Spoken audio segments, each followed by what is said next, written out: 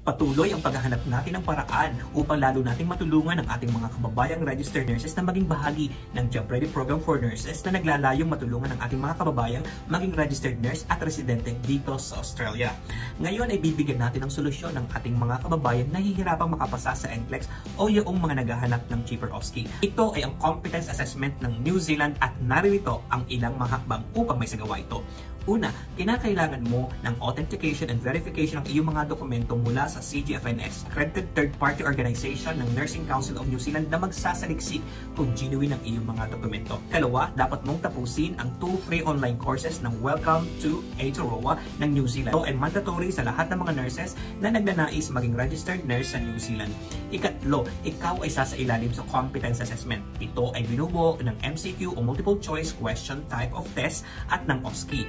Ang MCQ ay binubuo ng medical safety at nursing knowledge, samantalang ang OSCE ay mayroong preparatory course bago ang actual examination.